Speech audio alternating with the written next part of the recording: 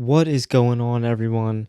It is Matt here with SixersSync. It's been a minute since we had a video on the channel. Since then, obviously, as we know, Sixers got swept. That series did not go well. There's a lot to talk about that series, but today is not the day for that. This is going to be our first off-season video of the year. Today's video is going to be all about my first iteration of what I called the plan for the Sixers this offseason. So this is going to include looking at contracts, current state of the roster, and then after that, I did get to talk to Tankadelphia. Some of you may know him on Instagram. Me and him talked a little bit about some prospects, and then following the prospects, I'll talk a little bit about free agency. But this is just going to be a good overview for some things that I think the Sixers could accomplish or should try to accomplish this offseason.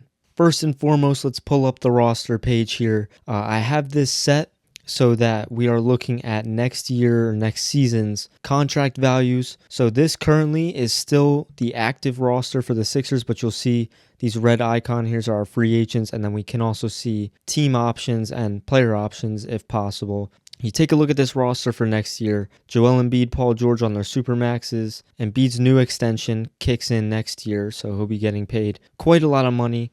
He does have that player option in the third year of that contract. And honestly, at this point, I have no idea how that will end up, going by the time we get there, whether or not Joel will still be playing, whether or not he will want to play for the Sixers. That's a completely different topic for a different video.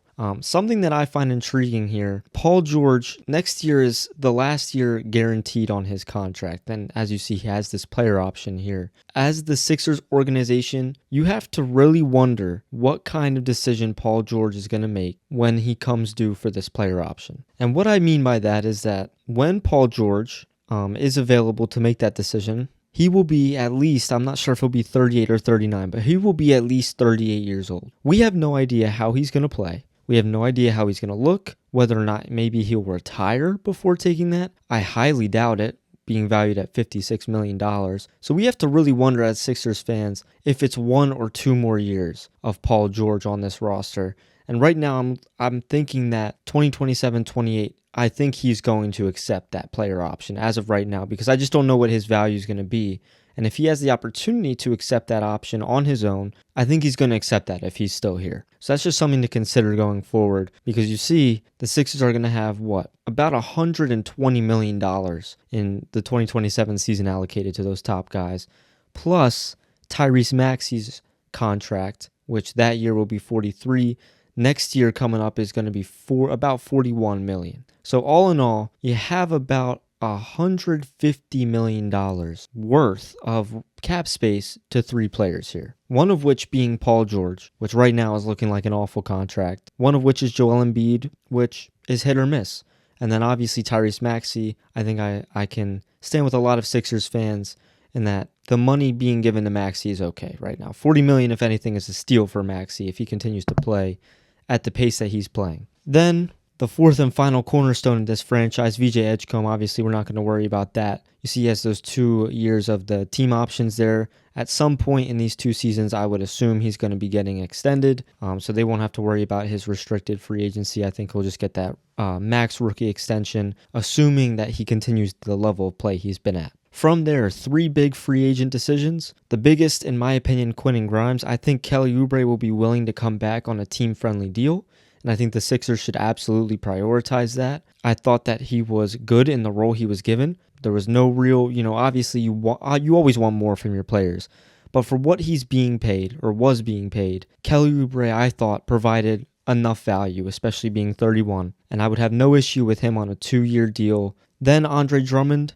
I don't think Drummond's coming back. He's okay as a backup center. And if he would come back for, maybe a vet minimum, maybe a little bit over that, then I would maybe consider it. Just because the free agent center class is not super strong and the Sixers don't have a lot of money to spend, maybe you re-sign him and you say, hey, let's keep some continuity on this roster because we're going to get shaken up with most of our bench. Quentin Grimes is a big question mark because we don't know what his value is yet. We don't know if a team is going to seriously be willing to throw a bag of money at him, or if he'll have something similar to what happened in the past offseason where interest is kind of, iffy. So instead, the Sixers are kind of left to play by ear almost with Quentin Grimes. And again, similar to Kelly Oubre, if he comes back for what we were paying him this year, maybe you consider it. He's still averaged 17 points. If a team's going to throw him more money, you don't chase that. And it sucks because it makes that move feel pointless for Quentin Grimes because you traded Jared McCain away because your guard room was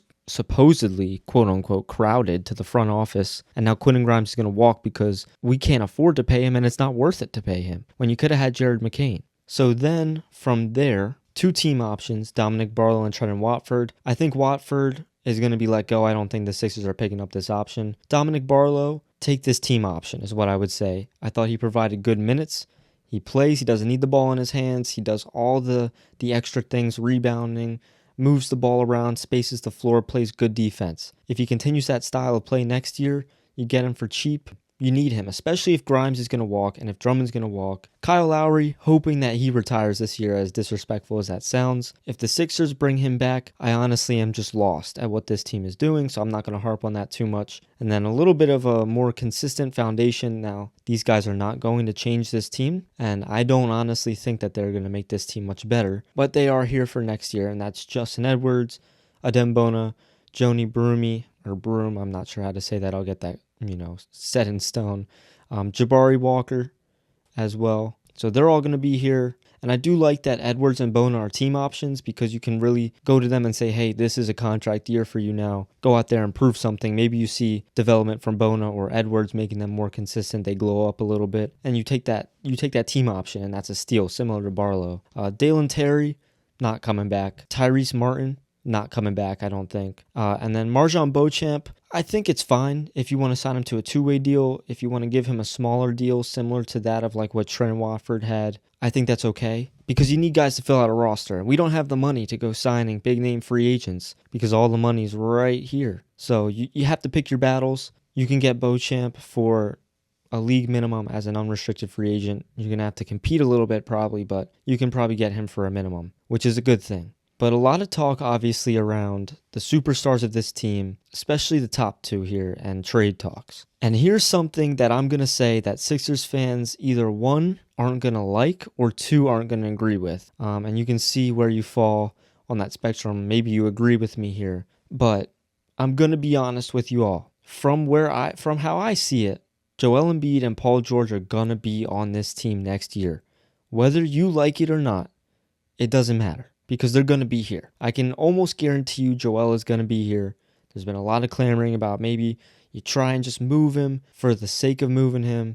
I've heard Domantas Sabonis talks, which is just insane, and I don't think that would ever happen. Joel Embiid is not getting traded. The simple way to break that down is nobody wants that contract. Nobody wants that contract for the amount of games that he's going to play. And it sucks because he's a phenomenal basketball player, and we saw that in the playoffs. He really turned it on. Even Game 4 of the Knicks series, the dude didn't even miss a shot from the field, but he also deals with injuries like no other. So at the end of the day, I don't see any team taking on $60 million in salary for, 40 games in the regular season. And I love Joel Embiid. Like I've said in previous videos, I'm one of the biggest Joel Embiid fans you'll see. I'm delusional about Joel Embiid, but nobody's going to take him. And he's not going to play a full season. He's just not. At this point, he's going to be 34. He's not going to play a full season. Paul George, on the other hand, maybe you move him, but in my opinion, it's not going to happen. With a $54 million contract, that's just a nightmare to make happen on both ends. And if you're going to move him, being able to make up $54 million in salary, you're just going to get another Paul George. Like, you don't escape these contracts. You just get a different version of it. Paul George is 37. That's why I said earlier in the video, I think he's taking that player option, because I have a feeling by the end of next season, if he does not somehow at 38 years old, explode back to maybe all-star caliber, nobody's going to pay him, more than maybe $25 million a year, because that's a death sentence. Those two guys are going to be here, and those top four are going to be here. The question is, who else is going to be here? So that brings me to the next part of the draft here, and I'm going to scroll up that way you guys can see our picks. As you see here, first round pick which we got in the Jared McCain trade from the Thunder, which was the Rockets pick, ended up at 22nd. And assuming that we're going to keep that, I got the chance to sit down with Tankadelphia, the owner of Tankadelphia, to talk a little bit about draft prospects and what to expect from the Sixers heading into draft season. For our next segment, everybody, I am joined by a very special guest today, one of my favorite pages on Instagram covering the Sixers, Tankadelphia. So we got my boy Tommy here on the call. Tommy, how you doing today? Doing good. How are you? I'm chilling. I'm chilling. We got a lot to talk about for the Sixers, with the draft coming up and everything. Only one pick for them this year, which is obviously, as you know, a little bit tough because it fell in the mid-range, getting the Rockets pick.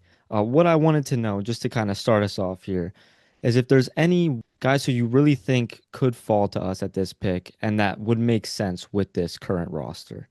Yeah, so I mean it's hard to, really pick out like one specific person because, someone who isn't expected to be at like, 22 on all these draft falls because like the actual draft is going to look a lot different. Yeah. But the two that come to mind for me are Mo Johnson Jr. Well, I guess he goes by Rez, not Mo, but Morez Yeah. Johnson Jr. and Chris Sanak.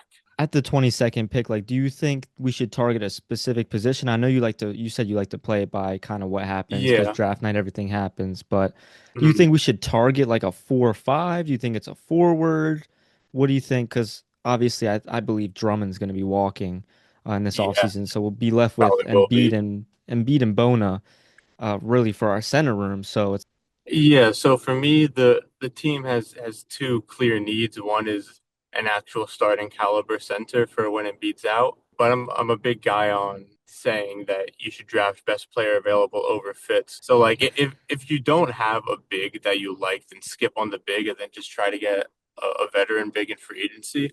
But ideally, you do go after like a big man in the draft, I would say, yeah. that has can contribute now and then also can play with Maxi and VJ in the future. Yeah, and I do agree with you. I think Sanak is someone who we've been talking about kind of all year. I feel like I've been seeing him a lot even since the midpoint of the season where we kind of want him being, just the length on the floor for, like you said, when Embiid's going to be out. Because unfortunately, we know that that's a very likely scenario. It's going to happen at some point during the year. So I'm also split between big man and forward, and I only think that this class is a little light when it comes to like the true fives. So like you said, Yeah, for Sanak is sure. he's a good prospect, and then there's only one or two other guys that fit that spot. But I do Yeah, like Rez Johnson or Morez Johnson, whatever he goes by, and I do yeah, like him mostly because I just like his experience in the collegiate level, especially with Michigan's title run this year. Best case scenario that's a real upside for the Sixers. And he's my guy right now. Obviously, yeah, still a couple weeks away. Just again, because of the Michigan experience, he's a little bit heavier. He's like 250, I think. And I just like the way that he played. Michigan had kind of a dominant couple guys on that squad. And I think that will translate well to the Sixers, who already have three Supermax players plus VJ. Another guy I was looking at, and I don't know how much you know about him, but he was a forward from Santa Clara, Alan Graves. yeah. Alan Graves. Yeah, And I think he's kind of like a mixed bag, if you will. I don't know if you have any kind yeah. of No, thoughts on definitely. I, him. I have mixed feelings on him for sure. It's kind of weird because people are labeling him as like unathletic. I mean, it's kind of hard to call, a 19-year-old power forward who's going to the NBA unathletic. Like there, there's definitely a lower ceiling to his athleticism than to other players, and he's Mhm. kind of a tweener between like small forward and power forward. So it's a little weird there, but like he is like a 19-year-old young freshman who's a legitimate catch and shoot threat and Yes. one of the better defenders in this draft. So like he fits the modern 3-and-D mold like perfectly from a hmm skill set standpoint. He just doesn't fit it from like a physical standpoint. Yeah, and I love that point about the modern 3-and-D player because Sixers fans know like that's what we need almost. We need those guys like those Kelly Oubre type of Yeah, dudes who will play defense because you don't need scorers, right? So I think the Sixers don't need to look for guys who are necessarily dominant with the ball. It's just guys who can pick shots, especially from three. He was like a 40% three-point shooter this year, as a yeah, true freshman. Obviously, he wasn't Power Five, but either way, that's still something. And he's a young gun. So the Sixers have the opportunity, if they want to go him, you kind of work on polishing him a little bit. You pair him alongside VJ, and you immediately now you have two young guns plus Maxi, and you start to look, towards the end of Embiid and Paul George's tenure. So yeah, I think those are three good guys there. I don't see the Sixers making any kind of trades this draft season. Like I don't think we're making any moves up or Yeah, it down, seems unlikely. I mean, we especially have with we have a the lot of seconds, so maybe yeah, we could go up like a spot or two if because Rez is probably not going to fall to 22. I'd be unfortunately. shocked. Yeah. So I think he's someone you'd have to trade up to like 20 or like 18 or something. hmm Maybe you could with seconds, but yeah, I'm not expecting too much movement. Yeah, and I think that goes for most of the draft as well. I think this is a, Yeah, a deep enough class that teams won't be willing to, make big moves. Maybe like you said, like up or down one or two spots. But yeah, Morez Johnson, I think right now is our best case scenario. Like you said, Chris Sinak, if he falls, I could definitely see them taking him. But going into draft night, I don't think there's a lot of franchise altering decisions to be made for the Sixers, whether for no, better definitely or for not. worst. It's going to be season altering because if you want any chance of like being competitive next year, like this is Yeah. You gotta get something this year, right? We will see what the Sixers do. Obviously, we'll get some more information, and obviously, as we know, Tankadelphia will be covering that. So I'm very excited to see what you come up with there, see a little bit more of your in-depth scouting, if you will, as you get to it. Tommy, thanks for coming on Sixers Sync. It was great talking to you. Hopefully, I get to talk to you a little bit more in the off season, heading into next year. But yeah, I'll see you around. that sounds good, my man. Once again, huge shout out to Tankadelphia for coming on this episode of Sixers Sync and talking a little bit about the draft. Hopefully, you guys thought that was some good ball knowledge there. Obviously, I would love to talk to him again as we get closer to the draft and after the draft. And I will do some deep dives of my own on some prospects that I like. But let's get right back to the offseason with free agency. Now, there are not a lot of moves for the Sixers to make in free agency, and that is partially or mostly because of the fact that we have basically no money. The Sixers are in a brutal situation here where, depending on who they re sign, we may have little to no money to sign free agents, especially if the front office really is set on not dipping too far into the aprons, which, with the trade of McCain, I would expect that to be the case. How I would play it if I was the Sixers, right? Going post draft, regardless of who we take, most likely going to be a wing. From there, here's what I hope happens. Kyle Lowry, first and foremost, retires. Calls it a career. Even if he doesn't, Sixers let him walk, he's not going to be here. From there, I think Andre Drummond is going to walk. I think he proved that he has a little bit more value than maybe we gave to him this season. And another team is obviously going to want him so long as he's willing to play. Sixers now are faced with the task of finding another backup center. Like I said, Dalen Terry, I think he gets declined as Trenton Watford. Sixers will accept Dominic Barlow's team option, keep him around. And then for re-signing, I think Kelly Oubre gets re-signed for 2 years, around 10 to 11 million annual value. Tyrese Martin, like I said, not re-signed, and then Marjon Beauchamp, I think is a good signing. I think you sign him for a minimum there, the lowest you can get him for. And then Quentin Grimes. Quentin Grimes is the last one. I think we're going to see a similar situation to last year play out for Grimes. He's going to try to get 20 M's, 18 M's. No team's going to want to pay him that. And he's going to say, all right, I'll take the pay cut. Sign me for like 10 million a year. I'll sign for 2 years. So that's what they do. I think they go 10 million per year for Quentin Grimes, and they keep him on the roster. From there, we go to free agency. At this point in the season, the Sixers will probably not have much money to spend. It's not a good thing, but we have to live with that reality when you're paying three guys max contracts. So what moves do we make, or who are some guys that I think we can target? First and foremost, I think Bones Highland is a guard that we could target. Relatively low value. He's used to bench roles. He is an off-ball scorer. He spaces the floor, catch and shoot. Okay defensive value. I think he fits this roster just good enough to be a backup point guard. Obviously, he's going to get some minutes with Maxey and Edgecombe, as well as Grimes, but Grimes will obviously get the edge over Bones, which is why I think he's a beneficial pick to the Sixers, because he allows Quentin Grimes to get the minutes that he's expecting, even at a 10 million annual value.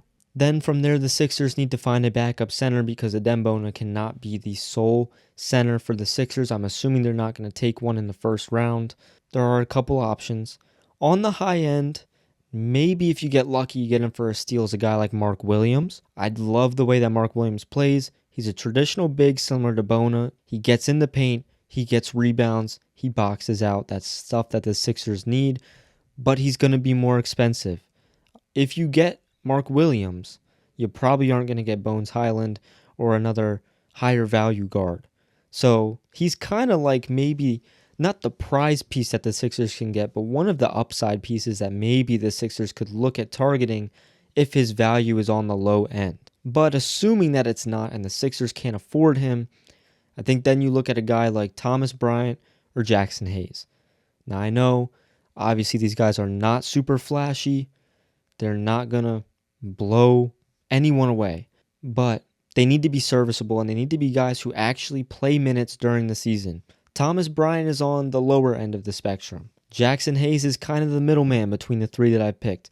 And I think that he's a guy that the Sixers should look to target. He is an athletic big man. He plays off pick and roll. He's a lob threat. And he plays with intensity. If you know Joel Embiid is going to be out, you need to maximize your backup center to play alongside guys like Maxey, Edgecombe, maybe Paul George, and Kelly Oubre. Those guys, minus Paul George, play fast and they look to make explosive plays. And I think Jackson Hayes is young enough, he's agile enough, and he's quick enough to make those kinds of plays and solidify himself in the second unit for the Sixers. There's not really much else. Maybe you get another guard. Here, I think the Sixers can get a guy like Tari Eason. Maybe you look at Colin Gillespie, Cole Anthony. I did also think maybe Kobe White, but Kobe White, similar to Mark Williams, is on the high end of free agency where if you get one of those two, it will limit the moves that you can make. So I would say the Sixers, by this point, in my first scenario here, they signed Bones Highland, they signed Jackson Hayes, and then they signed Tari Eason to play a 3-4. They roll into that roster for the next season. So I'll lay out that roster for us here. So starting lineup for the Sixers for next season if these picks and signings went through. And keep in mind, this is the early version of this. This is not the definitive version of this. But the depth chart would look something like this. Your starting lineup is going to be Maxey, VJ, Kelly Oubre, Paul George, and Joel Embiid, assuming that everyone's healthy for opening night. Your backup point guard, newly signed Bones Highland. Your six-man and backup shooting guard is going to be Quentin Grimes. Backup three, combination of Dominic Barlow, Justin Edwards. I know Barlow played the 4 a lot as well. You can kind of flip-flop him there, but we'll put him at the 3 for depth reasons. Then from there, your power forwards, assuming that the Sixers take a bigger guy to specifically play the 4 in the draft or just a forward in general, I'm going to say that they pick Merez Johnson from Michigan in the draft just for now. Obviously, when we learn more information, that may change, but he will play the backup power forward spot, and he's down there with a guy like maybe Tari Eason and Jabari Walker as well. And then your centers, Joel Embiid, hopefully he'll be healthy for opening night. Jackson Hayes, new signing, and then Adem Bona will be in that third center role like he was this season. But I would expect if Embiid misses time that those two guys will kind of be competing for that spot because obviously the Sixers are going to want a guy like Adem Bona to develop if possible. Obviously we have not been happy with his play, but the upside is there, and it would mean a lot to the Sixers if they can get a guy like Bona to develop, even if he has to develop into a makeshift center power forward hybrid. But that closes out my first edition of the plan for the Sixers. I hope you guys enjoyed. Hopefully I didn't make too many outlandish takes there. That's just kind of my viewpoint right now. Hopefully you enjoyed the interview I had with Tankadelphia. Again, thank you so much for coming on the page, being my first guest. Would love to have him on again at some point in the offseason. We will see how the Sixers continue to play the offseason, and I will have a video deep diving on my top 3 prospects. If you listen to the whole interview, you'll kind of have a good gauge on who 2 of those 3 might be, but I think I have one that might surprise you guys. Again, hopefully you guys enjoyed and continue to enjoy basketball and love the sport. We're getting treated to what should be a very good final series. So enjoy that, and I'll see you guys in the next video.